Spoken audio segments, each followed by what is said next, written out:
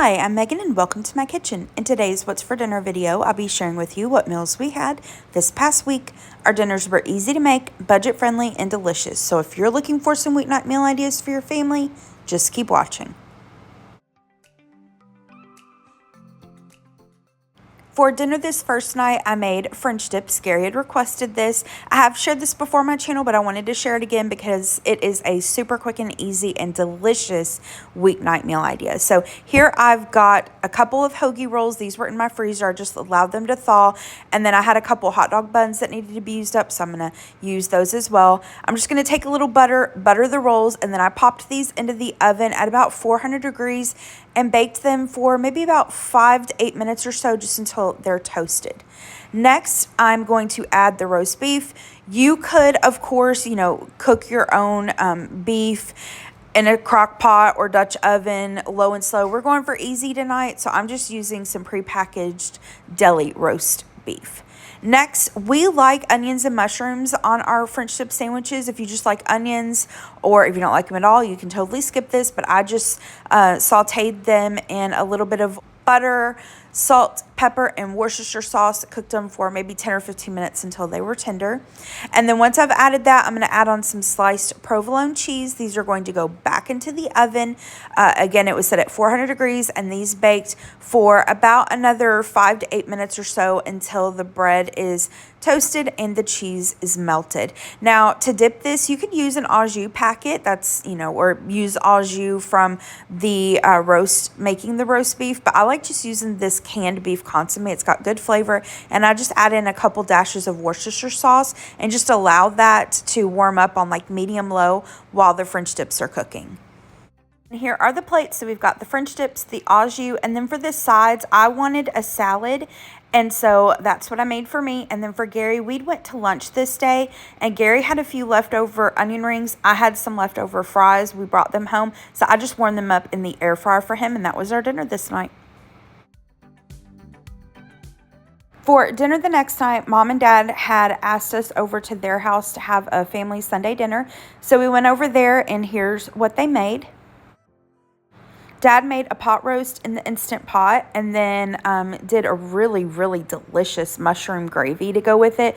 A lot of times I'm not a big fan of brown gravy, but this was so delicious. And then he did some sauteed green beans, cooked up some of the carrots with the roast, and then Mom made some mashed potatoes. These mashed potatoes, y'all, were bomb.com. She used Yukon Gold potatoes, and those with the brown gravy on top. I could have just sat and eaten that all day long. And then she made some macaroni and cheese. And then I brought some like homegrown tomatoes and cucumbers that we sliced up. And then for dessert, Dad made his Mississippi mud pie or cake. I can never remember which one it's called, but it's delicious. I haven't had this in years. And I'm not a big dessert person, especially chocolate person. I mentioned that before on my channel. But y'all, this was absolutely delicious. It was so good. Mom sent us home with leftovers, and I would snack on it throughout the next several days, and every time I snacked on it, I was just like, oh my gosh, this is so good. And I'm already wanting him to make it again. It was delicious. And I probably should mention what this is. That might be helpful, right? But it's basically like the most delicious brownie base, and then some chopped walnuts, marshmallow cream, and then Dad, I think he said he puts like chocolate chips on top when it comes out and allows the marshmallow cream and the chocolate chips to kind of melt. And yeah, so it's just a whole bunch of yumminess. It's really good. For dinner the next night, I really didn't feel like cooking, y'all, so we just did something quick and easy. I did an egg scramble with toast. I just threw this together based on what I had in my fridge. Didn't use a recipe, but let me show you what I did. So I had like a half a bag of this cubed up ham. I added a little bit of oil to the skillet. This is over about medium-high heat. I added the ham and just cooked it up for maybe 3 to 5 minutes until the ham was brown. At this point, I'm going to remove the ham from the skillet, set it to the side. And then here I've got some onion and a little bit of red bell pepper. I diced those up. I'm going to season them with a little bit of salt and pepper and then cook those for about 5 to 7 minutes until they're really tender. And a quick note I forgot to mention, before I put the onions and bell peppers in, I did drop my heat down to about medium low. I didn't want the, peppers and onions to get too brown too quickly. I wanted them to get more tender. Next up, again, going with super quick and easy, I've got a can of diced potatoes. I drained those. I'm going to add them to the skillet.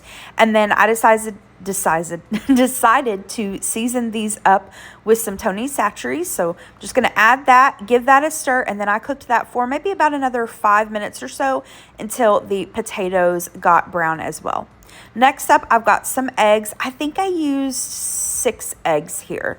I beat them up with just a little bit of milk, a little more Tony Chachere's. I'm going to add the eggs, and again, this is on about medium heat, and I'm going to allow those eggs to scramble. I'm going to take a spatula and just kind of run that through the eggs, pushing and pulling them until pretty much all of the egg is cooked all the way through. It can be a little bit soft because, there is some carryover cooking. Once the eggs are where I want them to be, I'm going to fold the ham back in. And then for the cheese, I literally just had bits and pieces of a few different bags of cheese in my fridge. So I'm just going to empty those out. I ended up using maybe like a half a cup of cheese in here. I'm going to give that a stir and then turn the heat off and just allow that to sit until the cheese was completely melted. Here are the plates. So I've got some raisin toast. I just toasted that up, added a little bit of butter and some strawberry jam. We've got the egg scramble. I chopped up some green onions to go on top, and then we have some watermelon, and that egg scramble was so good. We had leftovers, and I made Gary some breakfast burritos with it the next morning, which he absolutely loved. And this was just a really quick and easy dinner to put together. When you're looking at dinner, it doesn't have to be fancy. You could do scrambled eggs and toast. As long as bellies are fed and everyone's safe and happy, that's all that matters. You don't have to do complicated dinners every night. For dinner the next night, Gary requested BLTs. So I decided to make I think the recipe is called the best pesto pasta salad ever. I'll have it linked down below. I followed it as far as like the ingredients go, but not the measurements. I just kind of eyeballed the measurements. So in this bowl, I've got some cooked up pasta. This is the garden rotini. I cooked it according to the package instructions in some salted water and then drained it, rinsed it with some cold water. To that, I'm going to add in some grape tomatoes that I have, as well as some of the little tiny mozzarella balls. Next, I'm adding some chopped sun-dried tomatoes. I think these are sliced, chopped, whatever you want to use. Next, I've got some shredded Parmesan cheese. You could also use grated. And then we're going to add in a couple tablespoons of pine nuts. You can toast the pine nuts if you want. I decided not to this night. Now I'm going to add in some pesto, and then the recipe didn't call for mayonnaise, but we prefer a little more creamy pasta salad, so I'm going to add in just a little bit of mayonnaise. I decided to add in some freshly cracked black pepper, and then that's it. Really quick and easy. I'm going to give that a stir, and I just allowed that to hang out in the refrigerator while I made the bacon. So here's a picture of my plate. Gary ended up eating a little bit later than I did, and I forgot to get a picture of his plate, but it was literally the exact same thing. I've shown you guys before how we like to make our BLTs. Super easy. Just cook up your bacon. I prefer to do it in the oven. Just put the bacon on a wire rack or straight on a cookie sheet. Pop it into a cold oven.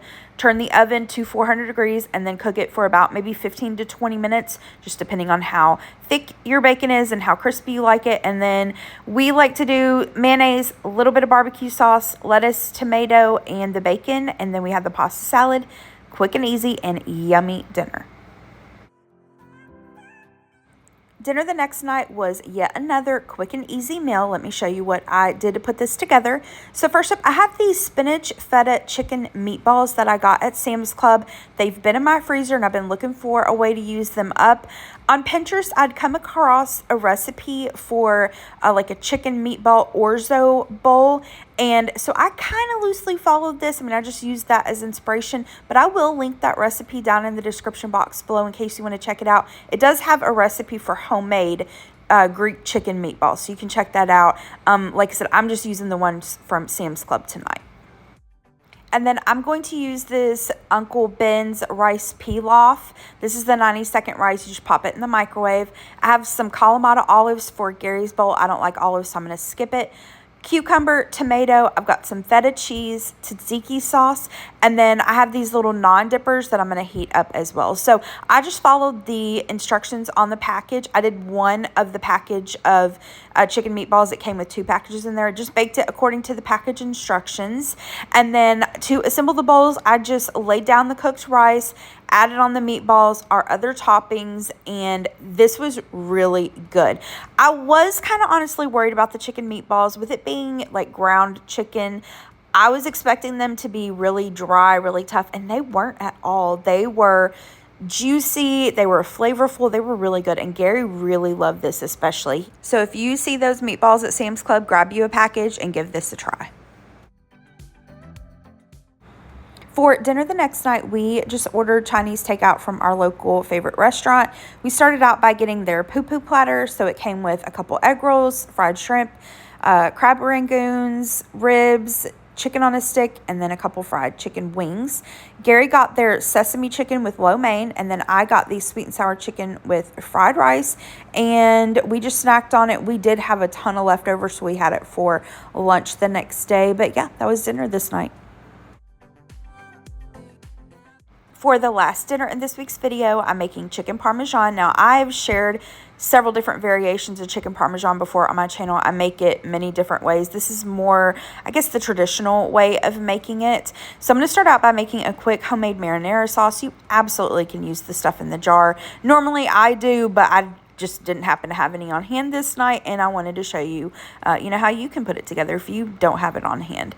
So in this little sauce pot here, I've got some olive oil. I'm going to add in some diced onion, and I cooked that for about 3 to 5 minutes until the onion became soft and translucent. Next up, I'm going to add in a can of crushed tomatoes and then give that a stir. Seasoning wise, you can keep it, it can be as seasoned or simple as what you want it to be. I like to keep it simple. Just add in some dried oregano, a little salt and pepper. And I apologize, I forgot to mention I added in some garlic during the last minute of the onion cooking. Now, this is controversial, I know. I'm going to add in a little pinch of sugar. It just counteracts the acidity of the tomatoes. I'm going to give that a stir and then simmer this covered. Trust me, you want to cover it unless you love cleaning tomato off your entire kitchen and backsplash. But I'm just going to simmer that covered for about 15 to 20 minutes or so. Now, for the chicken, I've got some chicken cutlets here. You could use regular chicken breasts and just slice them thinly, horizontally. I've seasoned them up with a little salt, pepper, and garlic powder. Now I'm ready to bread the chicken, and I've just kind of got a little breading station going. Here in this one pan, I'm going to do my breadcrumb mixture. So I've got some Italian seasoned breadcrumbs. You can use plain breadcrumbs and season them up if you want. And then I'm going to add in some grated Parmesan cheese. And then in my other containers here, I've got a couple eggs whisked together with a little water, and then I've got in a separate little container some flour that I seasoned up with some salt and pepper. I'm going to take my chicken and just dredge it into my flour, shake off the excess, dip it into the egg, again, drip off the excess. I'm going to add that to then my breadcrumbs, pat the breadcrumbs on, and then we're ready to fry them up. So in this skillet, this is over about medium heat. I've got some olive oil. I'm just going to cook the chicken cutlets for about 3 minutes or so on each side. These are super thin, so they cook up really quickly, and we're going to finish them in the oven. So once they're brown on both sides and cooked most of the way through, I'm going to add them to a baking dish. Now, you can add some sauce on the bottom of the baking dish if you'd like, but I decided to just add the sauce just on top. And then for the cheese, I have some of this shredded Parmesan cheese I want to use up, so I'm going to add that. And then some people use mozzarella, and I just use what I've got on hand normally. Sometimes I'll do shredded mozzarella or fresh mozzarella. Today I had provolone on hand, so that's what I'm going to use. So I'm going to add that, and then this is going to go into a preheated oven. It was set at 400 degrees, and I baked this for about 15 to 20 minutes until that cheese is melted. And you want to make sure that your chicken, of course, is at least 165 degrees internal temperature. Here's what it looked like when it was done. I added some fresh chopped basil to the chicken, and I also stirred in some basil to the remaining marinara sauce. So for the sides, I have this little container of the little baby potatoes that you microwave and add seasonings. I'm going to cook that according to the package instructions, and then I have this bag of frozen broccoli. I'm going to cook that according to the package instructions and then add in some of this garlic Parmesan basil butter. I got this at Walmart. Add in a little bit of shredded Parmesan cheese to the broccoli. And then Gary really wanted some pasta to go with some of the leftover marinara sauce, but I was just not in the mood to boil up pasta because, you know, you bring a whole pot of water to a boil and then drain it and all that jazz. But I did have this little bag of microwavable fusilli pasta, and so we decided to give that a try. Here are the finished sides. Now, for those potatoes, I cooked them according to the package instructions, but most of them were still pretty hard, so I had to basically double the cooking time on that, and I did add a little olive oil. All right, here are the plates. So we've got some of the chicken Parmesan, the potatoes, the broccoli, and then I tossed that cooked fusilli pasta with some of the leftover marinara sauce, and I gave myself just a little bit just to try it, and it was actually pretty good. I think I would buy those little microwavable pre-cooked pastas just to keep on hand. Because yeah, it was actually really good, and this dinner was delicious. It was so good. All right, that is it for this week's video. Thank you so much for watching. I hope that you liked this video, maybe got some dinner ideas, things to try. If you did like it, hit the thumbs up button below and subscribe to my channel if you're not already, and I hope you have a great rest of the day. Thanks so much. Bye-bye.